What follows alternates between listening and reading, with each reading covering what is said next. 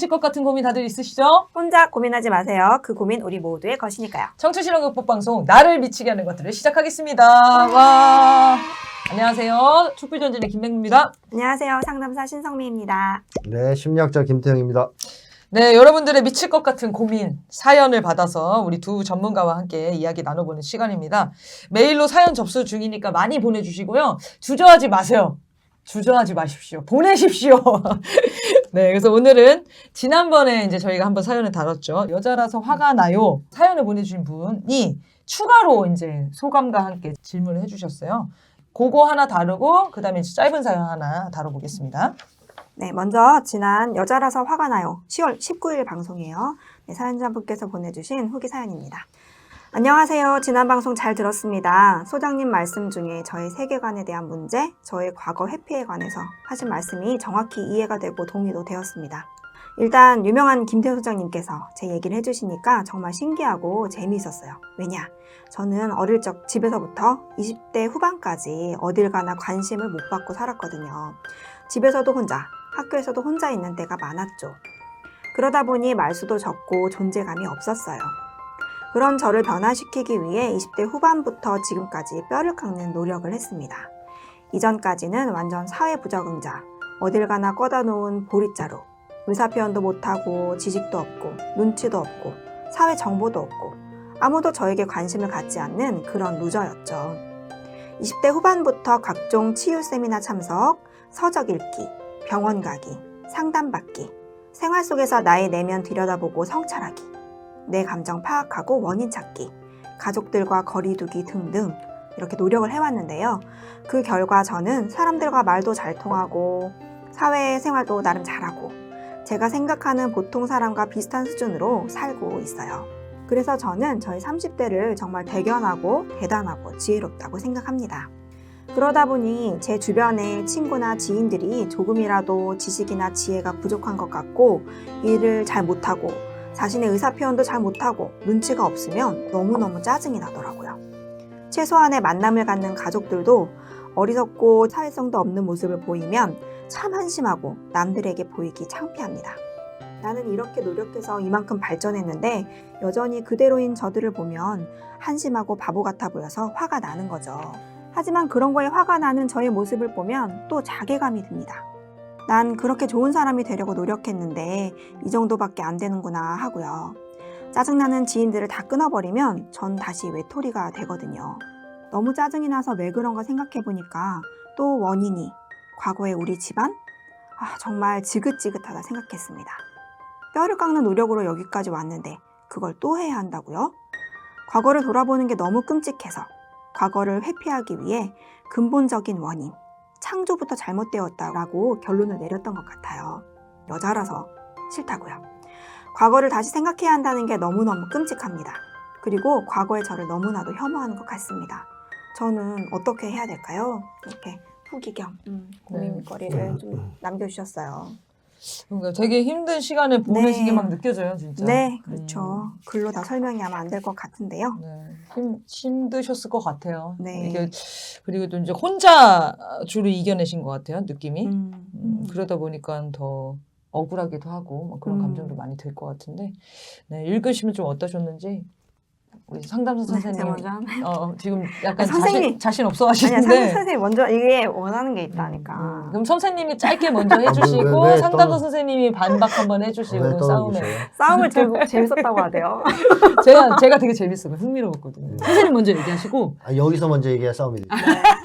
저는 내가 얘기하면 반론과 싸움을 보나마나 안 이 하거든요. 싸움을 회피할 맞습니다. 거예요. 그죠? 저는 저기 선생님이 짧게 딱 그 한번 정리를 해주시고 하고 반박을 싶은 하시고. 그럴까요? 그렇지. 그래야 싸움이 되지. 알겠습니다. 우선 좀 이렇게 노력을 정말 많이 한 게 네. 느껴지잖아요, 여러분. 그죠? 이게 사연을 줄여서 말씀드린 거거든요. 근데도 느껴져요. 그러니까 또다시 과거의 가족 경험에 좀 머물러 보라고 이렇게 이제 저희들이 얘기를 했었는데 이게 좀 어떻게 들리셨을까 걱정이 좀 되더라고요. 그러니까 다행히 이렇게 후기를 보내주셔가지고 더 얘기를 해볼 수 있는 기회를 주셔가지고 너무 다행이다. 네. 잘하셨다. 이런 생각이 좀 들었어요. 뭐랄까, 첫 번째로는 저는 우선은 노력해서 이제 변한 내가 있잖아요. 그리고 이전에 나도 있는데 그 이전의 나에 대해서 좀 얘기를 더 드려보고 싶더라고요. 그러니까 사연자분께는 가족과의 관계에서 그러니까 상처를 받아가지고 자기 목소리를 내지 못하고 대인관계에서 자기를 온전히 보이지 못했던 그런 루저인 내가 있고 또 30대 이후에 변화한 내가 있는데요. 저는 이게 주목이 되었어요. 그러니까 이전에 나를 변화시켜야겠다고 시도한 나는 어디에 있냐. 그래서 그게 어느 지점에 있느냐. 어느 지점에 있느냐. 네, 변화하고자 하는 나는 그 구분이 좀 모호할 수는 있죠. 쭉 노력해 오신 거니까. 근데 그 시작점은 이전의 나에 걸쳐 있잖아요. 그러니까는 이 분이 그런 면에서 사연자분이 이전 모습에서도 그 저력이 있었다라는 것을 꼭 잊지 말고 잘 기억해 주셨으면 좋겠다. 이런 생각이 들어요. 그래서 이전의 환경이라든지 관계에서 문제가 있었지만 본인에게는 꽤 좋은 나가 존재하고 있었다는 걸 좀 기억했으면 이게 전제로 좀 깔고 했으면 좋겠다. 좀 말씀을 드리고 싶고요. 그러니까는 지금 다시 하라면 이제 다시는 못하겠다. 지긋지긋하다. 이제 눈물 콧물 다 쏟으면서 했는데 또 하라고. 그러니까 그래요. 진짜 내가 안 해봤어도 느낌이 와요. 근데 아쉽지만 그거 다 알지 못해서 좀 아쉽지만 글로 좀 나눠보자면 이런 궁금증은 생겼어요. 그러니까 이전의 작업에서 생각하고 감정 이 부분에서 좀 어느 거에 초점을 맞춰서 나눴을까? 그러니까는 지난 방송에서는 조금 이런 생각의 전환, 그러니까 우리 부모님이 이랬고, 그러니까 내가 그럴 수 있었고, 뭐 이런 부분들이 주로 다뤄졌던 것 같은데, 우선 첫 번째는 우선 감정을 만나는 것보다 인지적 작업을 하는 게 조금 우리가 편안하니까 부모가 어땠고 상황은 어땠고 나한테는 어떤 영향을 미쳤고 그래서 내 잘못이 아니다 이런 인지적 작업을 주로 하게 되는데요. 이것도 이만큼도 되게 중요한 통찰은 맞아요. 그런데 정말로 조금 더 깊은 변화가 있으려면 사실 이 머리하고 생각을 넘어서 약간 가슴하고 이런 정서로 좀 변화가 필요하거든요. 정서적 만남이 필요하다고 하는데 그래서 그때 그럼 나의 정서는 어떤 걸 좀 느꼈었고 그 정서하고 연결된 욕구가 뭐였는지를 좀 알면 그러면 내가 이 일을 떠올렸을 때 그 이해, 머리로만 이해되는 걸 넘어서 이 정서 자체가 좀 달라져야 돼요. 뭐 예를 들면 이제 그 어린 시절이 떠올랐을 네. 때 너무 화가 났다. 그렇죠. 이런 감정을 기억하라는 거예요? 그때 분노 안에 진짜 내가 갖고 있었던 게 어떤 감정이었는지 예를 들면 두려움일 수도 있고 뭐 사랑받고 싶음일 수도 있고 서운함일 수도 있고 그리고 무서움 뭐 다 들어있겠죠. 그래서 그거하고 연결시켜야 되는 건 이제 욕구예요. 그래야지 밖에 이제 외부에 있는 시선에서 나로 좀 들어올 수 있는 전환점이 되거든요. 욕구로 가져오면. 그러니까 뭘 바랬었는지. 내가 뭘 원했는데 그게 채워지지 않아서 힘들었는지. 네. 그래서 그 욕구가 좀 선명해지면 이게 내 책임 안으로 들어와요. 그럼 이 책임이라는 게 뭐 너 잘못이야 이 문제가 아니라 이게 더 좋은 말이에요. 뭐냐면 그럼 내가 변화시킬 수 있구나. 내가 달라질 수 있구나. 이렇게 나한테 책임이 온다는 것은 이런 의미를 가지거든요. 그러니까 아무리 뭐 엄마 아빠 욕해도 변화지지가 않잖아요. 그러니까 내 안에서 그럼 나는 뭘 원했지? 이거를 이제 가는 작업들을 더 이제 진행해보면 좋겠다. 아마 그래도 하셨을 수도 있어요. 네, 상담도 본 받고 거니까. 하셨으니까. 네, 맞아요. 그래서 보통은 이제 화가 이제 분노잖아요. 화 감정은 상담에서도 근데 많이 피해요. 예를 들면 울거나 무기력해지거나 우울하거나 많이 회피하거든요. 이 감정을 충분히 덜어내는 작업들을 우리나라는 이제 화를 표현하면은 보통 좀 억압하기 때문에 상담자도 그렇고 내담자도 그렇고 좀 많이 하셨죠? 근데 그게 충분치 않은 경우가 많아요. 그러면 그게 아직 계속 남아가지고 결국에는 이게 좀 부정적절한 분노 표현으로 좀 이어지는데 예를 들면 자리에 상관없이 분노가 나거나 근거가 없이 분노가 나거나 근거가 없이 막 화가 더 커지거나 원한의 감정이 막 잊혀지지가 않거나 그래서 결국에는 질질질질 끌려다니다가 나까지도 계속 거기에 머무르거든요. 그래서 이 분노를 더 구체화시켜서 실제 어떤 거였는지를 확인한 작업을 좀 더 하면 도움이 되겠다. 네. 이런 얘기 좀 드리고 싶고요. 이제 이분이 또 하나 주제를 좀 던진 게 뭐냐면 다른 사람들 봤을 때 화가 난다는 거예요. 이게 이제 좀 견디기 어려울 것 같아요. 보통은 나같이 노력하지 않는 사람, 부족한 사람들 보면 화 난다고 했잖아요. 그러면 화는 내 안에 화가 어떤 걸까? 그러니까 사연자분의 화일 수도 있지만 그냥 좀 보편적인 화를 좀 얘기를 하자면 분노 감정은 약간 내가 공격받는다고 했을 때 나 지키기 위한 감정으로 탁 튀어나오는 경우가 많아요. 그러니까 이 사람한테는 되게 자동적인 거죠. 그러니까 오히려 이런 상황에서 어떤 침입으로부터 나를 좀 보호하고자 하는 감정일 수가 있으니까 나를 지키는 거잖아, 이 사람한테는 되게 오랜 시간 동안. 그러니까 쉽게 좀 떠나기가 어렵죠. 그래서 나의 주요 감정이 분노와 관련된 경우가 많아져요. 그럼 이걸 좀 적게 하려면 어떻게 돼야 될까? 그러니까 앞에 걸만 이해한다고 하면 내가 공격당하는 느낌이 적어지면 화가 자동적으로 오는 횟수도 줄고 크기도 좀 줄어요. 근데 이 사람들이 공격하는 건 아니잖아요. 저 사람이 못하는 게 짜증난다는 거죠. 그렇죠. 근데 이거를 조금 더 구체적으로 보면 그 사람들이 못하는 게 왜 나한테 이렇게 불편한지 내 안에 어떤 걸 건드릴 수 있겠다. 근데 이거는 조금 더 심층적으로 상담 장면에서 좀 안전하게 다뤄져야 되는 부분인 것 같아요. 그래서 이렇게 여기서 말로만 드리기엔 설명이 좀 부족할 것 같고 그 핵심까지 들어가기에는 더 상담 관계에서 상담자하고 좀 티격태격하면서 만나볼 수 있는 장면일 것 같아요. 그래서 좀 겉으로는 화를 내지만 그래도 그 내 안에 있는 겉으로 화내는 거 말고 내 속 안에 화 있을 때 말 못할 경우가 많잖아요. 말하겠어요, 그 사람한테? 은근히 이제 나 혼자 화를 내고 약간 뭐 삐져나올 수는 있고 뭐 집에 가서 내가 또 왜 그랬지 막 자책한단 말이에요. 인간은 나를 계속 내가 이 화가 되게 이렇게 수용이 안 되면 나에 대한 이렇게 자기감이 조금 이렇게 자존감이 내려간다고 해야 될까요? 자기감에 좀 훼손을 입어요. 그러니까 당신이 참 그래 너를 지키고 싶어서 그랬구나. 근데 그래서 그 화 감정이 너한테 주제가 됐구나. 너 뭐 많이 이제 그렇게 위험하지 않아? 이걸 이해하면서 화 감정이 좀 내려오면 다른 사람들 보는 데에도 좀 더 부드러운 눈을 가질 수 있게 될 것 같아요. 상담에서 그런 걸 좀 더 다뤄보면 좋겠다. 뭐 이거는 이제 과거 가족을 다룬다는 거하고는 약간 또 양상이 좀 다를 것 같다 싶습니다. 네, 선생님 제가 한번 분석해 볼게요. 네. 두 분이 하시는 전형적인 네. 가짜 모범생 이 느낌 아닙니까? 아니야. 어느 정도는 약간 명확하다. 비슷했나요? 네, 성급한 일반화의 OS 걸로. 자, 그래서 선생님 이제 분석해 아니, 보겠습니다. 그 비슷한 내용이 좀 들어가요.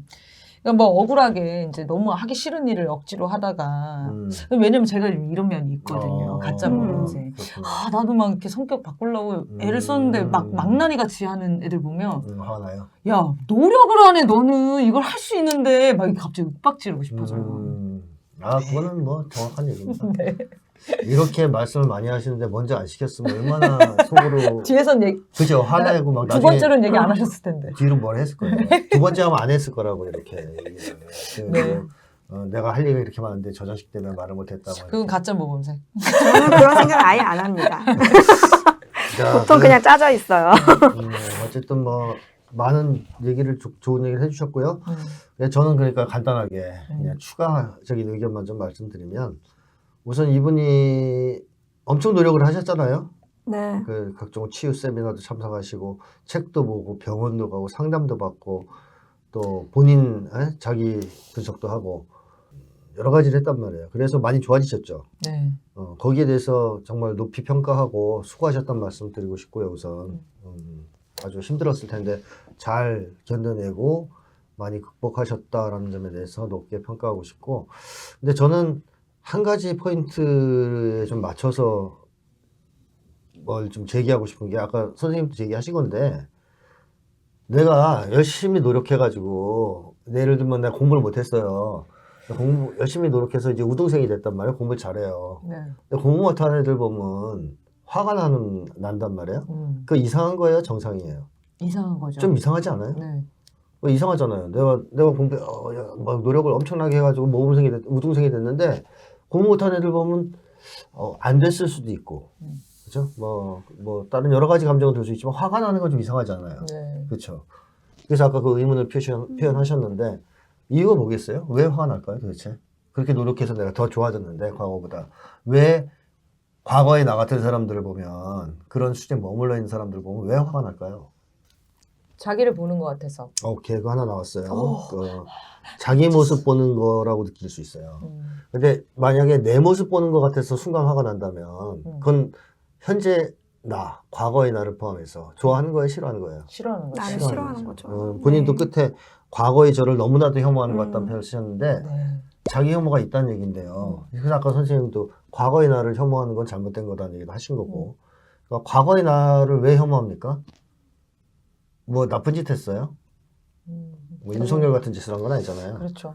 그러니까 나를 미워할 이유는 없어요. 오히려 어떻게 보면 내가 말주변도 좀 없고 뭐 사회성도 좀 떨어지고 했을 때 그거를 수용해주지 않고 그렇죠. 차별하거나 이런 사람들이 문제 아니에요. 네. 주변 사람들이 했던 말을 그대로 제 그렇죠. 소관으로 가져온 거. 그리고 부모님이 계속 어릴 때부터 사랑을 안 해준 게 문제잖아요. 네. 그러니까 자기 잘못은 하나도 없어요. 근데 자기를 혐오하고 있다? 그 전에 그건 일단 검토해봐야죠. 그거 혐오할 이유가 없거든요. 그래서 이분이 현재의 내가 너무 좋아요 이런 그거 있잖아요. 혹은 현재의 나는 아주 만족스러워에 머무르면 안 돼요. 과거의 나에 대해서도 받아들여야죠. 그래서 과거의 나도 아무 잘못 없었다. 괜찮은 사람이었다. 다만 그거에 대해서 자꾸 이제 사랑도 안 주고 뭐 해서 그 힘들어서 노력해서 더 좋아졌다. 근데 과거의 나도 좋은 사람이고 지금의 나도 좋은 사람이다. 난 둘 다 좋다. 물론 지금이 더 좋지만 뭐 이렇게 인식이 바뀌지 않으면 과거의 자신에 대한 나쁜 감정 또 혐오 같은 게 이렇게 주변 사람들한테 투사될 수가 있어요. 막 순간 확 하는 거죠. 옛날에 나 같아서. 근데 옛날에 나를 좋아한다면 화가 난 게 아니라 보듬어주고 싶고 애정이 막 생기겠죠. 아. 야, 괜찮아, 힘내. 너도 바뀔 수 있어. 너도 막 바뀔 수 있어. 되는구나. 이렇게 되는 거죠. 내가 너의 마음 알아. 참 그렇게 되는 그때 거죠. 어려웠지 이렇게 하게 될 텐데. 근데 그냥 확 하잖아요. 열이 쫙 받는 거거든요. 네. 또 나를 보는 것 같아서. 그리고 또 하나의 가능성은, 이건 이제 가능성이에요. 제가 추측해보는. 또 하나의 가능성은 가족의 모습이 비춰지기 때문일 수도 있고요. 네. 가족에 대한 이제 분노가 좀 많으신 분이라. 네. 그럼 그것도 역시 분리해내야 되겠죠. 그러니까 그 사람들하고 가족하고 관계가 없잖아요. 그래서 이것 때문에 그렇다면 또 분리를 해야 되겠죠. 그리고 또 하나의 이제 유력한 원인 중에 하나로 추측되는 것이 이분이 왜 노력을 했을까요? 이렇게 열심히. 20대 모습을 탈피해서 현재 30대에 뭐 이제 만족스러운 나를 내가 되기 위해서 엄청나게 열심히 노력을 했잖아요. 네. 그 동기가 뭘까요? 기저에 있는. 무엇을 위해서 그렇게 열심히 했을까요? 취업. 취업? 좋은 사람 만나서? 취업만은 아니지. 나를. 이유를 보면. 그러게요. 어떤 계기로 그렇게 됐을까? 자, 봐요. 옛날에 루저라고 스스로 막 네. 이제 평가를 할 정도였잖아요. 네. 근데 지금은 괜찮단 말이에요. 음. 30대를 내가 봐도 괜찮단 말이죠. 사람들과 말도 잘하고 사회생활도 잘하고 그래서 보통 사람, 자기가 생각하는 보통 사람 수준까지 올라왔다. 되긴 하죠. 근데 왜 이렇게 되고 싶어 했을까요? 과연 그것은 과거의 내가 미워서죠. 그러니까 과거의 나를 사랑할 수 없었기 때문이죠. 또 조금 다른 방식으로 얘기하면 타인들로부터 나쁜 평가를 받는 게 싫어서죠. 그게 두렵고 무서워서. 뒤집어서 얘기하면 타인들로부터 좋은 평가를 받고 관심과 사랑을 받기 위해서죠. 네. 그렇다면 동기 자체가 더 좋아지려고 했던 이 동기가 나를 위해서인 거예요? 아니면 다른 사람들 때문인 거예요? 오히려 후자 쪽에 가깝다고 봐야 되지 않을까요? 내가 답답하네 이거 말하는 게 좀 말을 좀 늘려서 말을 원활하게 했으면 좋겠어. 아니면 이렇게 해서 내가 좀 더 사회생활을 잘했으면 좋겠어. 그래서 하고 나니까 너무 만족스러워요. 그게 아니고 이렇게 이걸 못하니까 다른 사람들이 나를 자꾸 막 무시하고 루저 취급하고 너무 고통스럽고 그게 그래서 어떻게든 여기서 벗어나고 싶고 그래서 관심도 좀 받고 적극적으로 보면 사랑도 받고 싶다. 그래서 미친 듯이 한 거예요. 20대 내내. 근데 이렇게 만약에 나를 위해서 내가 좋아서 자발적으로 노력을 한 게 아니면 그 과정이 즐겁고 기뻤을까요? 아니면 힘들었을까요? 억울하고. 늘 뭔가 버티고 막 견뎌내는 그렇죠. 느낌이었을 것 굉장히 같아요. 억울하고 힘들었을 수 있어요. 억울하고 힘들었다면 다른 사람들 봤을 때 어떨 것 같아요? 화가 나 보이겠죠. 뭐. 화가 나는 거예요. 나는 그렇게 억울하게 견뎌내면서 여기까지 왔지. 니네는 그것도 안 하고 왜 놀아? 조금 비율을 달리하자면 이런 거 있잖아요. 다른 애들 밖에서 막 축구하는데 나 혼자 의과대학 가려고 공부 죽으라고 했어요. 근데 가고 싶어서 간 게 아니고 한동훈이다, 한동훈. 네, 부모가 가라고 거기 그래가지고선 할 수 없이 공부한 거예요. 공부하는 내내 얼마나 화가 났을까요? 그 노는 애들한테. 저것들은 밖에서 계속 축구하고 놀아.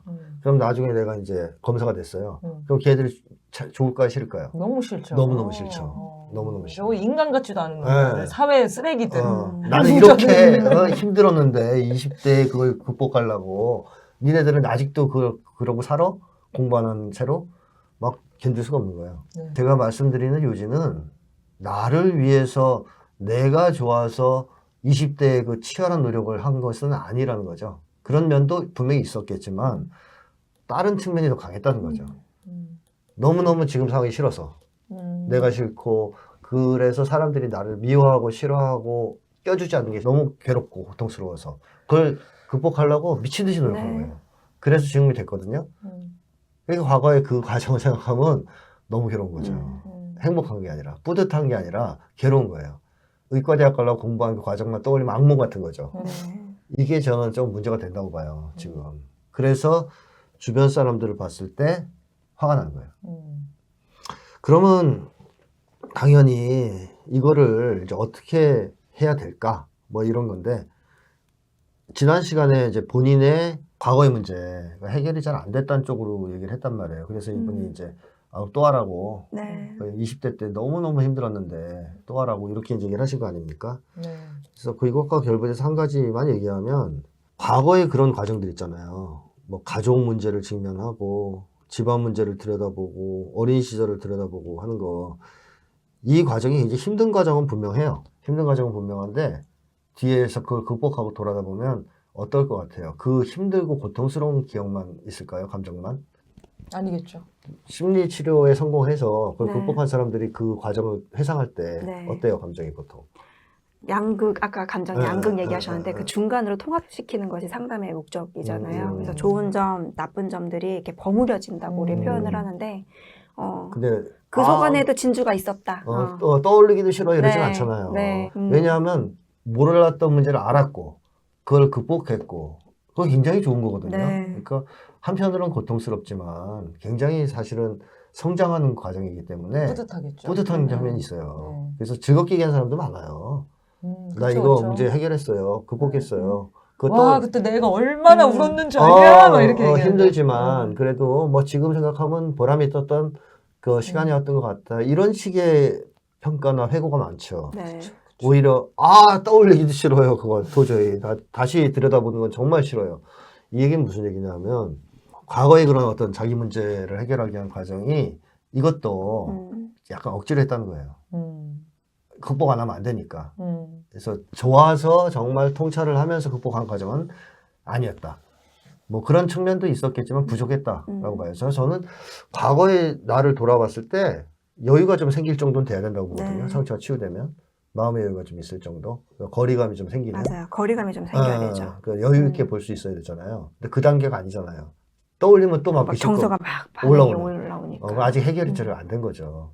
그래서 그런 점에서 저는 과거의 상처 치유를 잘못했다는 뜻이 아니고 그것도 어떻게든 빨리 해서 이걸 극복해서 혐오스러운 과거의 나랑 결별하는 걸 목적으로 또는 타인들한테 나쁜 평가를 받지 않으려는 것을 목적으로 네. 뭐 이런 걸 목적으로 했기 때문에 치유가 잘 안 됐을 수 있어요. 근데 자기를 들여다보는 과정도 사실은 그게 목적이 아니고 내가 더 좋아지는 거거든요. 나를 위해서 내가 자발적으로 하는 거거든요. 그래서 그런 과정에서 들여다보고선 극복하면 문제가 이렇게 해결되고 나서 괴롭지 않아요. 그걸 돌아봤을 때. 그래서 그런 쪽에서 자기 치료를 다시 한번 생각해 보시면 어떨까 하는 생각이 들고요. 그리고 미국 심리학의 특징은 모든 문제를 개인과 가정으로 환원시킨다는 거 아닙니까? 그래서 요즘에 뭐 TV 같은 거 자꾸 보다 보면 다 엄마가 죄인이잖아요. 엄마들이 애를 잘못 키워서 네. 다 일적으로 몰아가지 않습니까? 근데 사실 그것도 과거에 비하면 약간의 전진이긴 해요. 왜냐하면 옛날엔 다 개인한테만 넘겼거든요. 애가 이상하다. 애가 잘못했다. 그 애가 유전적으로 뭐 이상을 갖고 태어났다라든가 뭐 애한테 넘기다가 너무 안 되니까 할 수 없이 인정한 게 엄마 또 가정 정도예요. 근데 사실은 가정에서 부모들이 왜 애들을 그렇게 잘 못 키우는 걸까요? 제가 계속 얘기하지만 이거 사회 문제거든요. 근데 여기까지 상담 과정에서 다뤄주는 심리학자는 또 상담가는 거의 없습니다. 그러다 보니까 모든 원한은 가정으로 가요. 그러니까 자기 상처의 모든 근원은 부모예요. 우리 집이고 사회까지 확장이 안 돼 의식이. 그러니까 그냥 자기 상처는 다 개인 문제가 되는 거예요. 사회 문제가 아니라. 그렇게 된다면 치유가 저는 더 어렵다고 봐요. 근본적인 뭘까요? 원인을 알지 못하고 있기 때문에. 네. 예, 그래서 저는 미국 심리학에 기초한 이런 상담이나 서적들을 너무 파다 보면 결국 부모만 이제 연락에 이제 찍다가 끝나는 식으로 귀결될 수 있다. 그래서 사회적 차원에서 도대체 인간 심리가 어떻게 왜곡되고 그것이 각각의 가정에서 아이들에게 어떤 상처를 입히는가까지 좀 시야를 넓히신다면 자기 치유가 훨씬 더 잘 될 뿐만 아니라 빠르게 될 수도 있다. 이미 과정을 겪으셨으니까. 옛날 거 이제 웬만한 거 다 겪어보셨으니까 알 거란 말입니다. 그래서 그렇게 했으면 좋겠어요. 그래서 미국 심리학 책 그만 보시고 제 책을 보셔야 됩니다. 저는 미국 심리학을 좀 주로 보고 있는데요. 아, 심리학 교류는 어쩔 수가 없어요. 그 이제 어릴 적 부모님과의 관계가 이제 영향을 미친다는 것을 이론적으로 보면 대상관계 이론에서 많이 다루고 있는데요. 이제 엄마에 대한 책임의 소재가 대상관계에서 어떻게 표현하고 있냐면 하루에 3번 아이에게 주목하는 시선을 얘기해요. 밥 3끼 먹일 때 쳐다보는 거 있죠? 네. 그만큼이면 된다 이렇게 얘기해요. 그래서 많은 밥을 부모님들이 3끼를 안 먹죠 요새. 그러니까 그거를 먹지. 이제 못하게 그 정도도 안 하는 경우에 문제가 생긴다. 최소. 그러니까 이게 얘기해 주는 게 뭐냐면 우리 엄마들이 많은 죄책감을 가질 수도 있고 엄마들한테 많은 짐을 씌우는데 사실 그 정도이지 않다.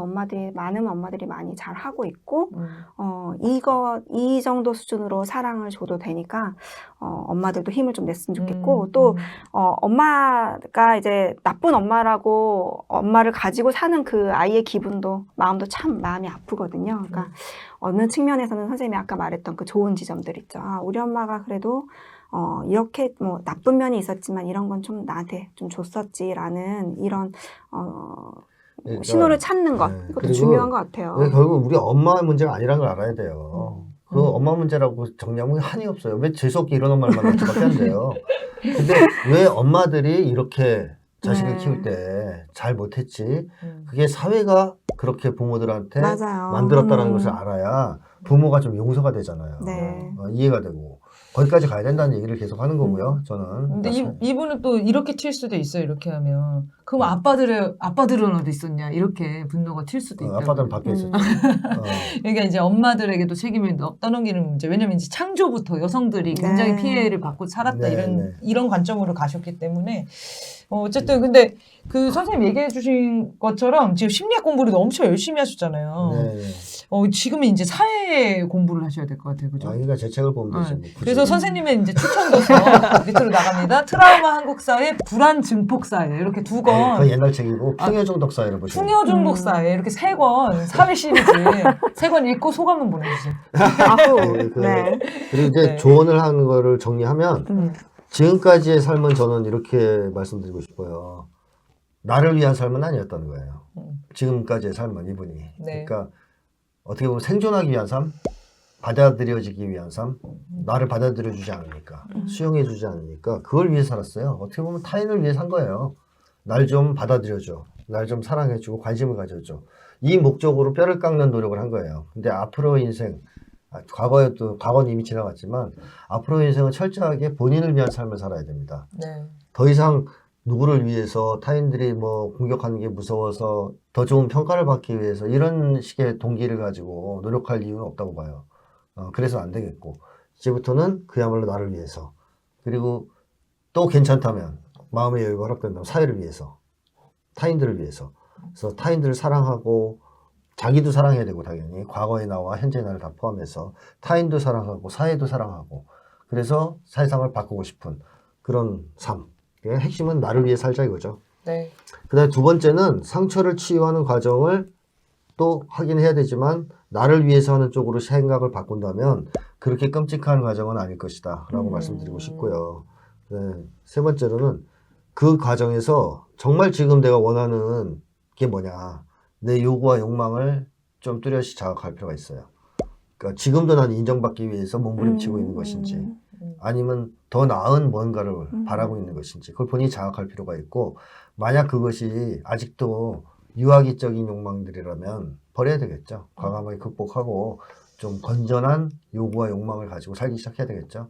마지막으로는 인간에 대한 믿음을 회복하실 필요가 있는데 그 믿음은 본인에 대한, 즉 나에 대한 믿음으로부터 출발하는 겁니다. 본인이 나를 온전히 받아들이고 사랑하게 될 때 인간 자체에 대한 믿음과 사랑의 마음이 회복될 수 있어요. 네. 그래서 나에 대해서 지금은 마음에 드는데 과거에 난 정말 싫어 그게 아니고 과거의 나든 지금의 나든 정말 좋아. 난 내가 뭘 잘못했어. 난 잘못이 없어. 다 사랑하고 받아들이고 수용했을 때 본인에 대한 사랑과 믿음의 감정이 생기고 그게 인간 전반으로 확대될 수 있다라는 네. 말씀을 드리고 싶어요. 네. 자, 이 정도로 정리를 하겠습니다. 네. 자기를 사랑하게 되려면 어쨌든 자기에게 그 초점을 맞추는 수밖에 없어요. 과거의 경험 속에서 내가 어떤 모습이었는지, 내가 그 관계에서 또 했던 역할은 뭐였는지를 좀 네. 직면하고 만나보는 좀 뼈아픈 과정이 있을 수도 있죠. 그렇지만 뭐 결론은 사랑하게 된다는 거 그걸 믿고 가봤으면 좋겠습니다. 아니, 예전에 중후반까지 사회 부적응자, 루저, 어딜 가나 뻗어놓은 보리자루, 의사표현도 못하고, 지식도 없고, 눈치도 없고, 뭐 크게 피해준 일이 없으셨을 것 같아요. 지금 보니까. 그러면 나쁜 짓 한 거 네. 하나도 없어요. 그 기준은 나쁜 짓이에요. 사람은 누구나 부족할 수 있고, 뭐, 그런 면들이 다 있는 거고, 이분 또한 사람들이 싫어할 이유, 뭐, 나쁘다고 평가하거나 이런 이유가 없다는 거죠. 그래서 본인의 이런 모습도 누군가에게는 뭐 침착해 보일 수도 있는 거고, 뭐, 다양하게 해석될 수 있을 거라 같거든요. 그런데 그게 자기를 미워할 이유가 됩니까? 그렇죠. 네, 전혀 그렇지 않죠. 네, 자기를 아끼고 인정하고 수용하는 것부터 아마 이 분석이 또 새롭게 시작하실 것 같은데 네. 너무 고통스러운 시간보다는 보람찬 시간이 되셨으면 좋겠습니다. 네. 자, 책 읽고 소감 꼭 보내주세요. 트라우마 한국사의 불안 증폭사의 풍요 중독사의 세계 시리즈. 자, 네. 두 번째 사연 짧게 한번 다뤄볼게요.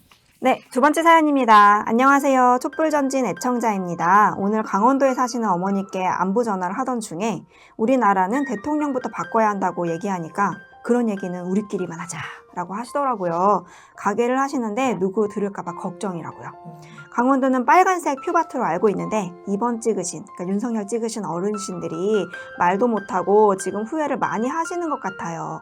다들 잘못 얘기했다가 정치색으로 싸움이나 봉변을 당할 것을 두려워하는 것 같은데 희한하게 민주당은 무섭지 않지만 국진당은 국민들이 참 무서워하는 것 같아요. 모든 국민이 대통령이 바뀌었으면 하는 마음인데 선뜻 나서지 못하는 지금 상황. 촛불전진에서는 어떻게 보시는지요? 네. 이런 것도 한번 다뤄보면 좋을 것 같아요. 좋네요. 네. 요 선생님께서 해주실 말씀이 많을 것 같아요. 요거는 거의 상담이 네. 아니기 때문에. 네, 그냥 바로 그냥 네. 퇴출하셨군요. 네. 이 나이든 어르신이잖아요. 네. 어머니이시니까. 이 어르신들이 가지고 있는 가장 강력한 공포는 색깔 공포예요. 네. 색깔 공포. 특히 강원도는 더 이제 그런 더 경우가 있죠. 심하겠죠. 경상도, 강원도 쪽이. 네. 이 색깔 공포는 본질적으로 국가폭력에 대한 공포거든요. 음. 뭐 군대를 투입해서 우리를 죽인다든가 뭐 이런 거에 대한 공포입니다. 나이든 어른들은 한국의 현대사죠. 해방 이후의 시기, 또 한국 전쟁을 전후한 시기, 그 이후에 잔인한 그 독재 정권 시기를 겪으면서 색깔 공격을 당하고 그 사람들이 뭐 죽거나 완전히 사회적으로 매장당하는 거를 계속 봐왔던 분들이죠. 직접 네. 경험했던 직접 아니면 경험했죠. 네. 강원도라면 네. 더 심했죠. 직간접적으로 네. 직접 경험하거나 뭐 하여튼 그런 분들이죠. 그래서 그게 굉장히 강해요. 이 머리에 각인돼 있어요. 이 두려움이. 이것 때문에 잘 안 바뀌는 거예요. 극우 성향이 잘 안 바뀌어요. 이분들 입장에서는 그걸 벗어나려면 극우가 그런 강력한 국가폭력을 통해 사람을 죽일 수도 있다. 색깔 공격을 할 수도 있다는 가능성이 사라져야 되거든요. 네. 근데 그게 있는 한은 잘 못 벗어나요. 네. 몸에 거의 새겨져 네. 있죠. 근데 이제 그거를 이제 깨주는 게 윤석열이잖아요, 지금. 네. 그런 분들조차 네. 이 자식은 안 되겠는데 막 이런 느낌을 막 주고 있어요, 지금.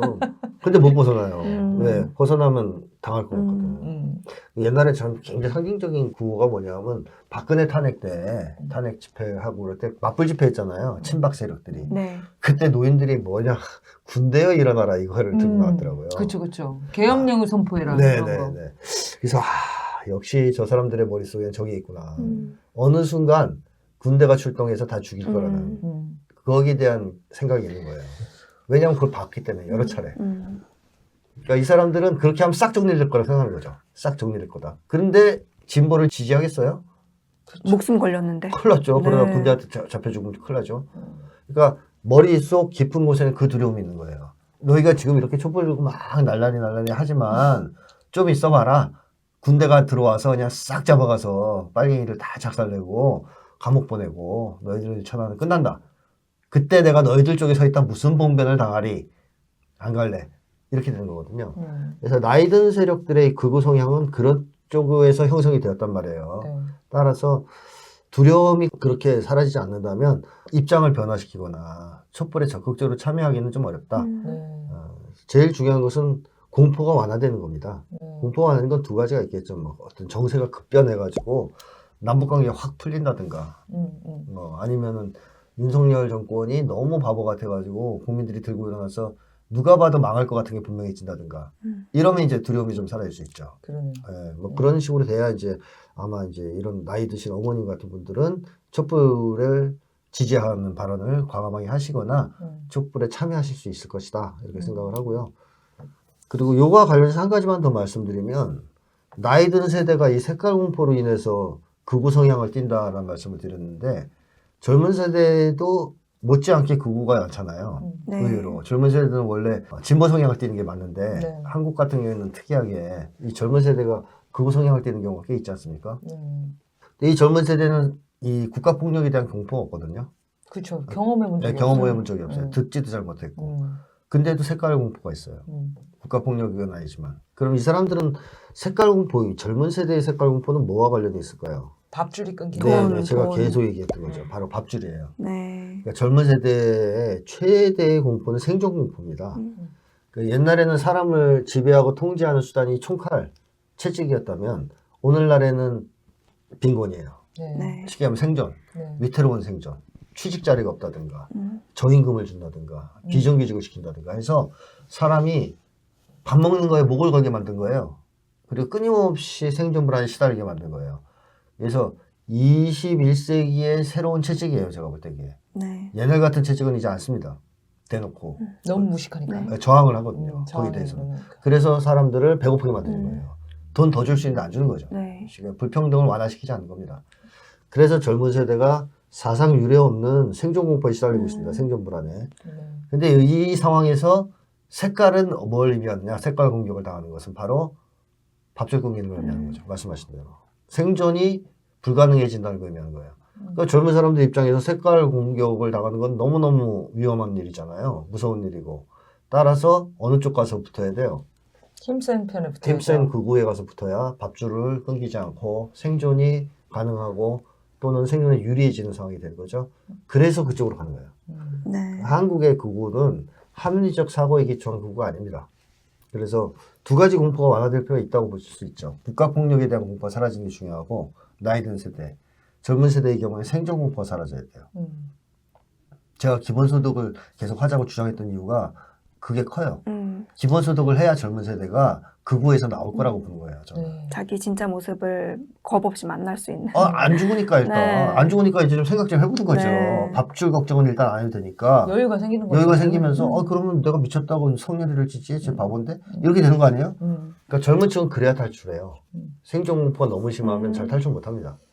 그래서 이 두 가지를 좀 다른 쪽으로 네. 봐야 되겠다. 이런 얘기를 드리고 싶습니다. 진짜 막 속상한 게 옛날에는 이제 반정부 시위하면 잡아 가뒀잖아요. 네. 요새 그 벌금 때리는 거 있잖아요. 아, 그 이명박이 시작한 거거든요. 네, 그러니까 바뀌었다니까요. 아, 나 채찍은 그런 거 이제 보면- 채찍을 안 써요. 네, 네. 맞아요. 구속도 잘 안 시켜요. 네, 돈으로 합니다. 벌금을 세게 때리죠. 네. 이게 지금 시대에서 얼마나 사람의 그 공포를 피를 조장하는지를 피를 말리는 거죠. 최근에 또 재밌는 현상이 부산의 촛불이 엄청 커지고 있어요. 그래요. 부산이 이제 10주차 촛불을 하고 있는데 뭐 50명, 100명 뭐 이러다가 최근에 2,000명까지. 오. 근데 그 2,000명이 전국 집중 그 올라오시기 전주에 2,000명이 모였다는 거예요. 그래서 지난주 보니까 1,000명 넘게 모이셨어요. 네. 근데 이 부산도 사실 이런 색깔 공포 이런 게 좀 센 도시고 경상도 자체가 이번도 많이 찍으셨을 텐데 오히려 광주가 적게 나와요. 광주에 촛불에 참여하시는 분들이 적고 부산이 막 커져요. 근데 저는 뭐라고 생각했냐면 이번 찍고 후회하시는 분들 진짜 많은가 보다. 그것도 왜냐면 광주는 다 1번 찍었을 거 아니에요. 그렇죠. 그러니까 윤석이 저렇게 될 줄 몰랐냐 이거지. 음. 너무 지쳤어. 대선 전부터 싸웠기 때문에. 근데 부산은 이번에 찍었어. 야 이거는 책임져야 된다. 이런 분위기에 있는 것 같아요. 그리고 앞장서서 해주시면 진짜 좋겠다. 그리고 강원도 춘천에서도 지금 집회를 하는데 계속 규모가 불어나요. 네. 이런 흐름들 강원도지사 김진태도 또 큰 있죠. 목소리 하고 네. 있거든요. 네, 그래서 이런 흐름들이 이 윤석열이 정말 어떤 일을 해내는가 이 생존 공포와 색깔 공포도 이겨내가면서 나오시는 감사 방송 언제 하는 거 아니야 우리?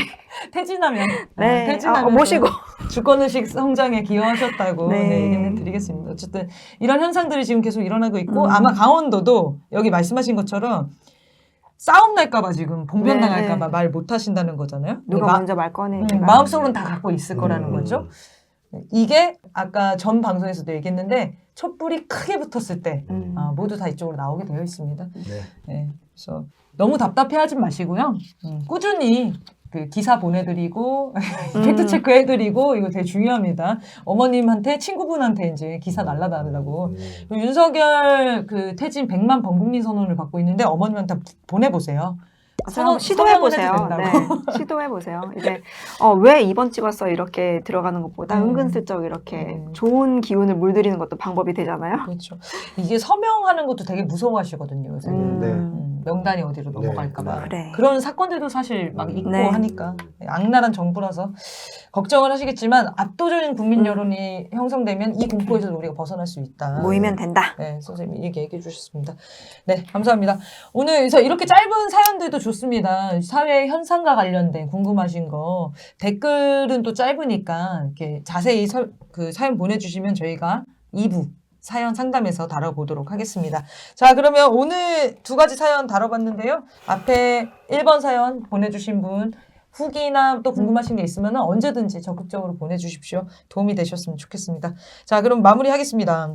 청남이는 격주로 촬영되고요. 매주 수요일 9시 주권방송과 촛불전진에서 동시 업로드 됩니다. 많이 시청해 주시기 바랍니다. 사연은 chungnami0000gmail.com으로 보내주시면 됩니다. 자, 그럼 방송 마치겠습니다. 감사합니다.